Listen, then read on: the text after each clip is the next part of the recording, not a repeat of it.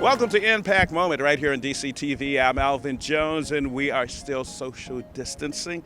Today, we have the pleasure of sharing with you information from the Parkinson's Foundation of the National Capital Area, and with me is the CEO, Jared Cohen. How are you doing? Doing great. How are you doing today, Alvin? Great, great. Welcome, and thanks for coming out and sharing with us for Impact Moment right here on DCTV. Thank you for having me. Now, there's a lot of foundations that have the name Parkinson and foundations on them. And so I don't want people to get you confused with other foundations. Let's talk about the Parkinson's Foundation of the National Capital Area, what it does and how it differs. Great. Once again, hello everyone. So my name is Jared Cohen. I'm President and CEO of the Parkinson Foundation of the National Capital Area. And our foundation provides programs and services to help people slow the progression of Parkinson's disease. So we're based in Silver Spring, Maryland, and we serve about 2,500 people a year. Now, most people have been made aware of Parkinson's disease because of the fortunes of former Attorney General Janet Reno, Michael J. Fox, and Muhammad Ali. But from what I understand, this disease has been diagnosed since, 1817? It's more than 100 years. Wow. And we don't know how people get the disease or why they get the disease. There's lots of theories as to how that could be. But once they get the disease, there's no cure for the disease, but there are things that people can do that are evidence-based that help slow the progression. And that's what our foundation is all about, is we're about giving people tools and resources to fight Parkinson's disease, to slow its progression, and to have as high quality of life as you can with the disease. The disease is one that impacts everyone differently, and it could impact people in their early 30s, but most people are diagnosed in their 60s or later. So you can imagine someone who's 35 and diagnosed as early onset Parkinson's would have a much different course of the disease than someone who's diagnosed at the age of 89. So it's a really difficult question to answer because the disease impacts everyone so differently. One of the challenges of doing programming for people with Parkinson's disease that we do, and I'll talk more about that, is providing services that can support a wide variety of people at different stages of the disease. What about the families? How does the Parkinson's disease affect families? So the Parkinson's impacts certainly a spouse or a primary care partner who's dealing with supporting their loved one almost every day, depending on their needs. Some people need extensive support. Some people maybe not as much. And then adult age children as well, it impacts them as well. How long have you been the CEO of the foundation? Since 2013.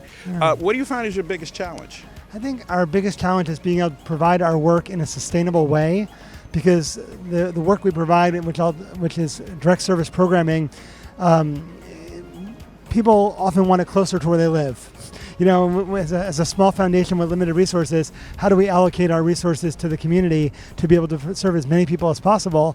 And as an example, we will work months and months and months to start a new exercise program to help people with Parkinson's in a certain town or community. And the next week, our phone will ring off the hook of people asking us to add one in their town or community because they want it closer to where they live. So the challenge is, how do we add our programming to serve people and do it in a sustainable way? So what you're telling me is you're a victim of your own success, that your services are needed, they're appreciated, and now more people want them.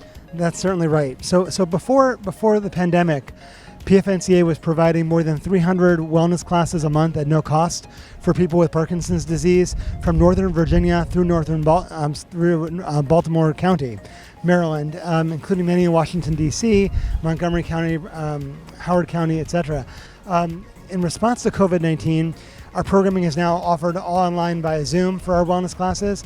We're currently offering about 120 classes a month that are focusing on exercise and various types of exercise, seated exercise, boxing, dance, and then we also have programming that focuses on vocal cord strength, because so often people with Parkinson's, their vocal cords deteriorate over time as one of the ways the disease impacts them. So we want to have them working with a speech therapist who understands Parkinson's to strengthen those vocal cords. In the short term, it's going to have them speak louder, but it's also going to strengthen those vocal cords to avoid choking.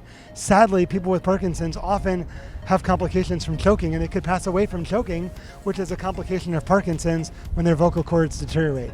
So by providing classes that focus on communication skills, we're giving people tools to strengthen those vocal cords. Wow. What kind of help do you need right now? I mean, I think that one of the biggest things that we need is for people to learn what we do and how to engage with us.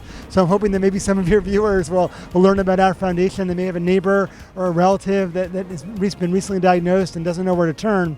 And they could visit our website, which is pfnca.org. And they could learn more about our foundation and about the services we provide, because there's a tremendous need, but I think that sometimes as a small charity we have a hard time getting the word out about what we do and how we can help.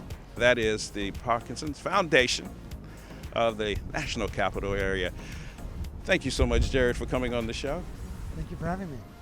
And then once again, it's another Impact Moment right here on DCTV. I'm Alvin Jones.